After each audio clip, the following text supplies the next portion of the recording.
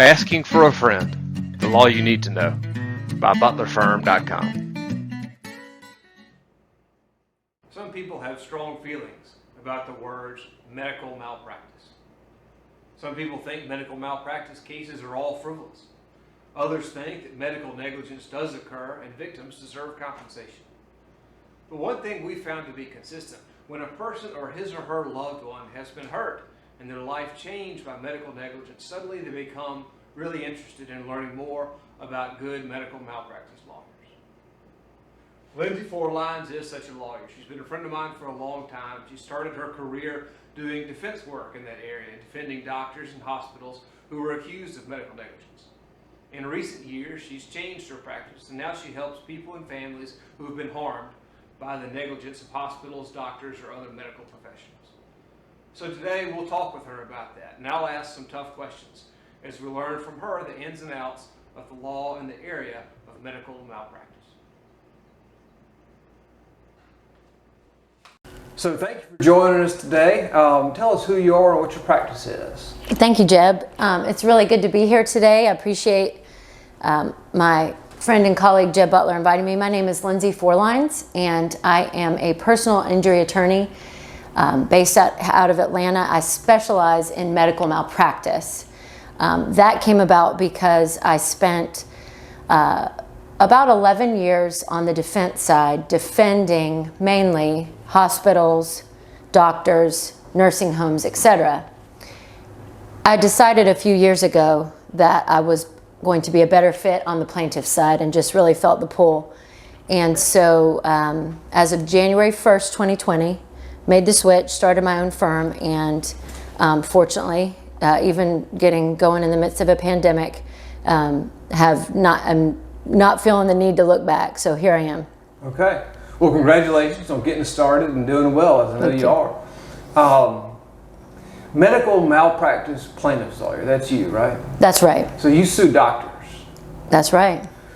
A lot of people out there think that doctors are already subject to too much frivolous litigation and jackpot justice. I mean, is that the kind of thing that you do? No, it's not. That sounds like a trick question. I think if you're going to engage in the area of medical malpractice litigation, it's very important, if you want to have a certain level of credibility, to have a high threshold for your cases. And that may not necessarily mean what people might think it means. Yeah, tell us what it means. It can mean different things on different cases. For me, that means that there's no doubt about it, negligence occurred. Mm-hmm. Now, reasonable minds can differ, and in many cases, the doctor, nurse, provider, what have you, is going to be able to find an expert witness, which is important in this field of law, to defend their care provided. Okay. However, for me, when I'm looking at a case, if I have to really get creative with the idea of negligence, that's probably not going to be a case that I'm going to want to take. However, other things can come into that.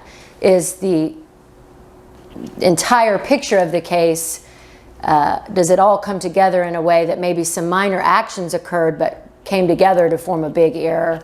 But again, we're not gonna take something that doesn't meet a certain threshold in terms of negligence and, frankly, damages. Sure. So if someone comes to you with a frivolous case against a rich doctor, what do you say? I tell them, well, first I do my best to just really listen.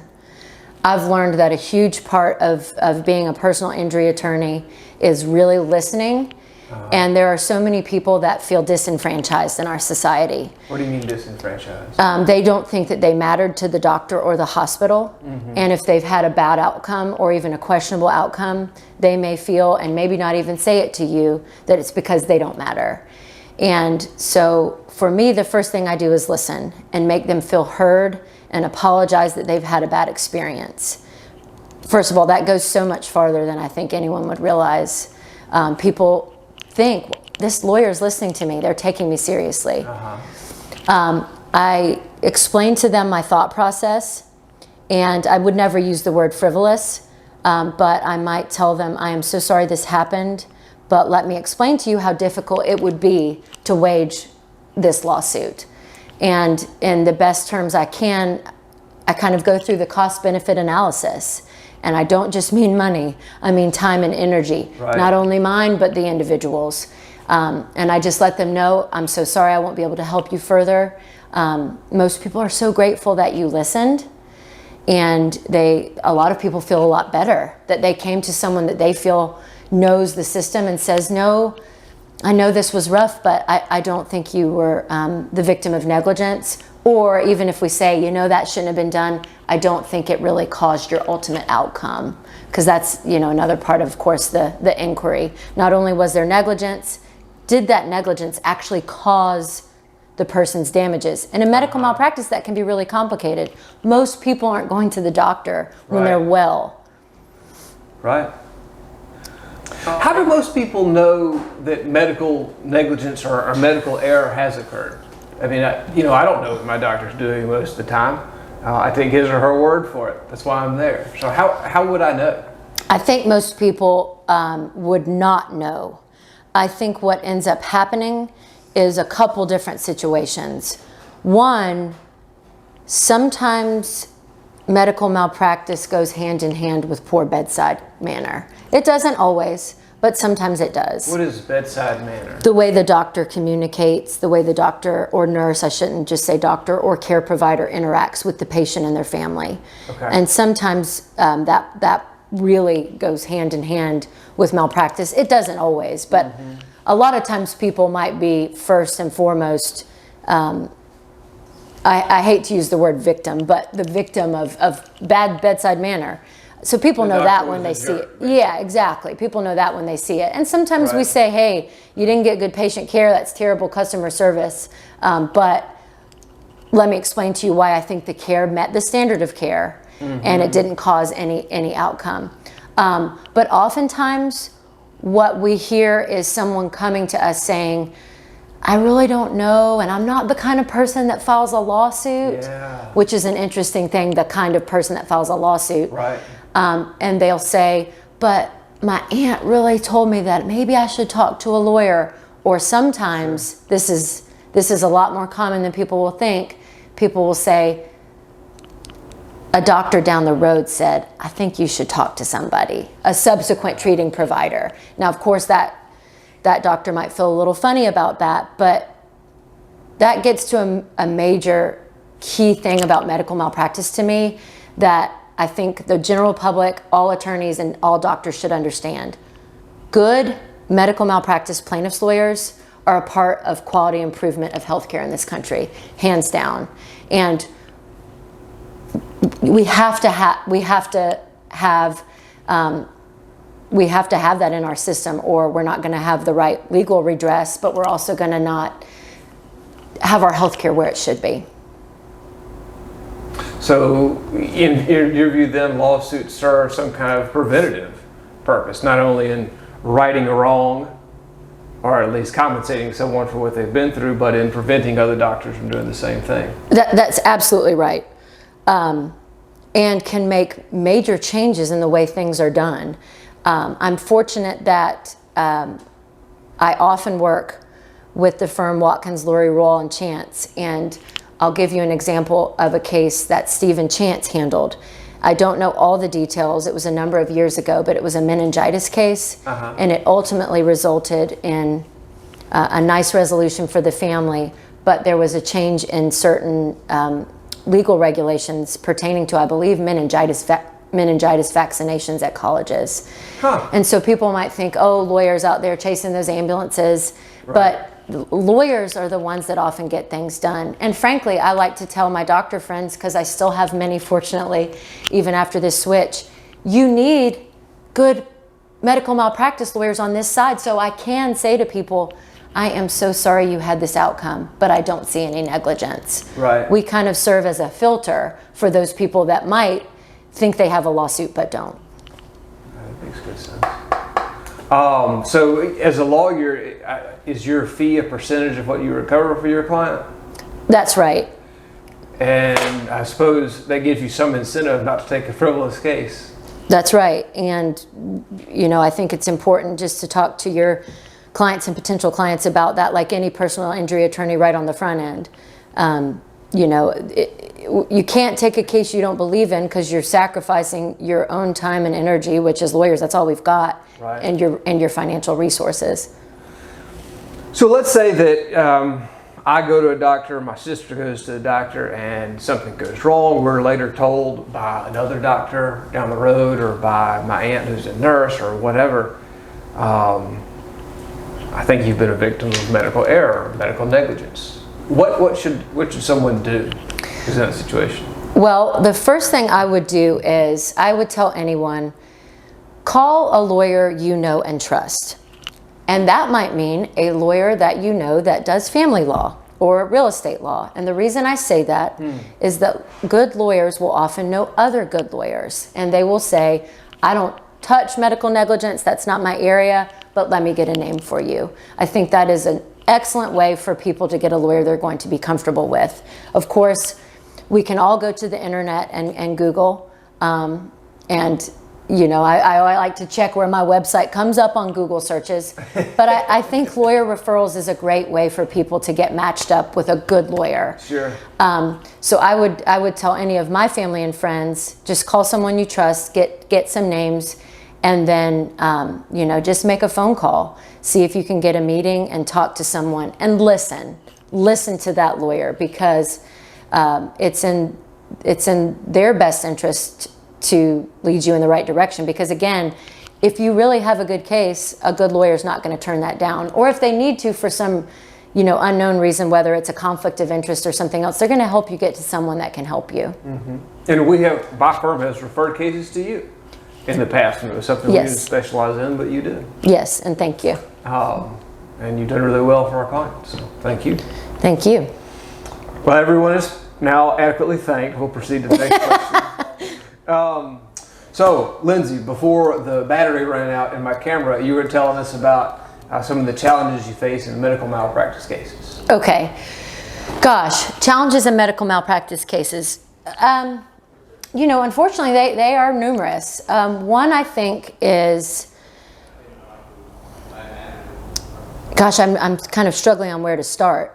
One is really kind of societal impression of lawyers. And I think that is something any personal injury attorney faces, this idea that lawyers are ambulance chasers. Now, personally, I think that's a result of a large marketing campaign on behalf of insurance companies, but I digress. And there are some great insurance companies, of course, but so let's also acknowledge that many other trial lawyers run terrible daytime TV ads that are awful, and I wish we'd take it off the air. I am so glad you said that, because I don't want to be perceived that I don't recognize that as well. You're right. It's also the result of some lawyers not representing our profession as well as it should be represented, because it is a business, but it's a calling and a profession. I practice law just as much as physicians practice medicine, and I'm proud of that. But I digress. So that's a difficulty, but one I think easily overcome if you maintain your practice and your firm in the proper light, if you will. Mm-hmm. Something that can be difficult is expert witnesses. In Georgia, like in, I think, almost all, if not all states, you have to have expert medical testimony to prove your case. Mm-hmm. So we have to have an expert, first of all, to even get the lawsuit going. You have to have an expert physician or nurse in certain cases to sign off on an affidavit basically stating where the negligence occurred. It's not enough for me, or any lawyer for that matter, to look at a case and say, oh, this was negligence. This doctor failed to order this particular test at this time. I think that's negligence. Here comes the lawsuit. No, you have to have a physician or, again, a qualified professional to look and evaluate that and sign off on that. That can be difficult. It's hard on healthcare professionals to criticize one another. Mm-hmm. I think the other difficulties lie in the defense of these lawsuits. I came from the defense, and I know from being there myself these cases are vigorously defended often. The doctors and hospitals, as you can imagine, take these claims very seriously and are going to do a very thorough job investigating the case, working the case up, so to speak, even if the intent is to ultimately settle, or maybe to ultimately settle. So you're going to deal with good lawyers on the other side who know what they're doing and who are going to have access to excellent experts as well. Right. So you have to be able to get around those things. Otherwise, you're going to shoot yourself in the foot right out of the gate. Yeah. Do you find that, so if I wanted to sue a doctor and you're my lawyer, we would have to find an expert to join us. That's right. And that expert would have to be a doctor. Do you find that doctors are sometimes reluctant to testify against other doctors? Yes, absolutely. Oftentimes, it requires getting a doctor out of the state or out of the region. It's uncomfortable for doctors to testify against their direct peers, if you will. Sometimes, though, there's exceptions because many good doctors recognize, again, that this is a type of quality improvement. Yeah. So you just have to know where to look. For me personally, I'm grateful that having been on the defense side, when I call a physician that I worked with in the past, when I was on the defense side, I'll call and they remember me, and I'm hopeful, and I think that lends some credibility that they know that I'm not going to prosecute just anything. It's going to be what I feel is a good, solid case. That makes me think, Jeb, of something I need to add to the list of difficulties. Sure. Is cost. These are Right. expensive cases to bring. Why? Number one is experts, and that can be, What are we talking about? $500, $2,000? it completely depends on the case and the expert. Most good experts nowadays, I think, run at least $400 to upwards of $1,000 an hour, depending on the specialty. Of course, if you're going to get a neurosurgeon, he's going to be taking time away from his neurosurgical practice to look at your case. And we don't want hired guns. We want the good folks out there in the trenches practicing medicine to say, hey, this isn't within the standard of care. So they're going to charge you what they're losing from taking away from their medical practice. Right. Now, a simple case might just take a few hours to review, Go ahead. but a complicated case might not.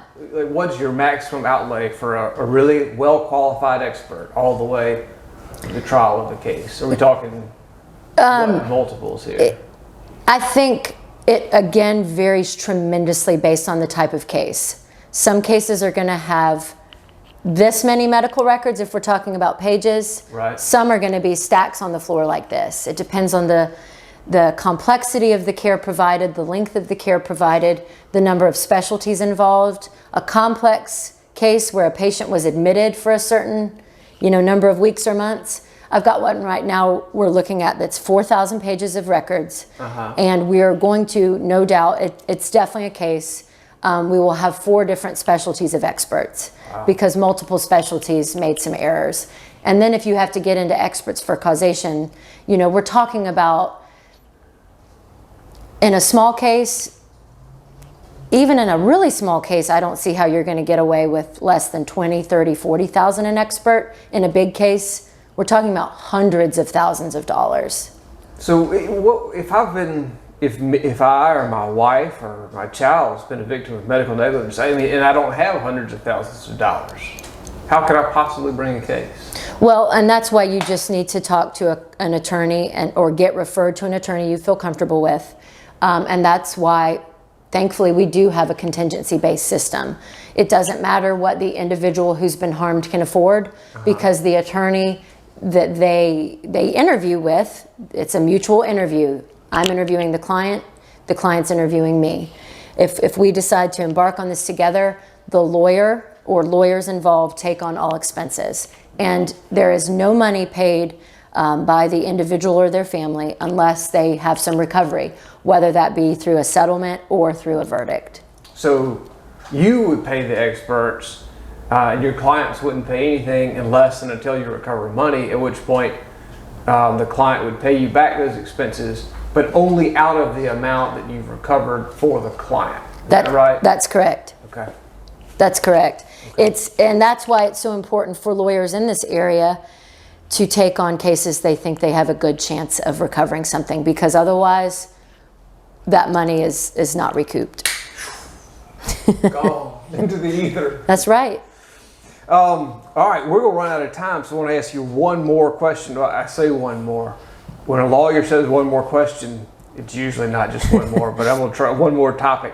What is, if you're working a medical malpractice case, what do you need from your client during the sort of duration of the representation, for as long as y'all are working together?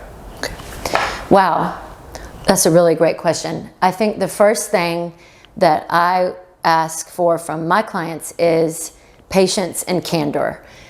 If a client holds back, they are doing me, but also themselves and their case, a tremendous disservice. There's very little chance that information that's detrimental to the case won't be discovered by the other side. It is always better to tell your attorney any bad information. First of all, you need to remember the attorney-client privilege. Your lawyer's not going to go run telling people that or use that against you. But it's always better for your lawyer to know that information so that it can be addressed appropriately. And many times what folks worry about turns out to be not that big of a deal. However, if the other side discloses it and thinks they have a gotcha moment, it can create a problem where there didn't need to be one. In a medical negligence case, that can look like if the patient saw another doctor who had a conflicting opinion, or if the patient didn't seek care for a period of time, or if the patient, Sometimes go ahead. clients worry about things like, I got arrested when I was 25 in a bar fight, or, I mean, Lord knows what else.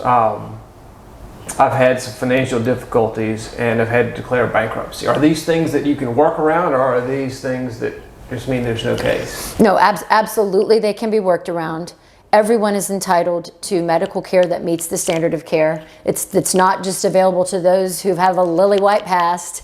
Most of that stuff would be discoverable, as we say. The other side would be entitled to know about it, but not admissible in the courtroom. So we can minimize that damage and mitigate that damage if we know about it. And then again, I mentioned patience because medical lawsuits, and this would also go in the difficulty column, they take a long time. It takes a long time to properly investigate the claims, work the claims up, and then that's even before you file a lawsuit. And then once the lawsuit is filed, it's going to take a while for the case to work its way through the process. And we're talking about, this often surprises people, we're talking about years. Yeah. Well, Lindsay, thank you so much for sitting down with me and doing this interview. It's been fun for me, I hope fun for you, and I hope good for the folks who watch it. Thank you, Jeb. I appreciate it, and always glad to have an opportunity to talk and learn from you. Well, maybe. Thanks. Thanks for joining us on Asking for a Friend, the law you need to know. Find us online at www.butlerfirm.com.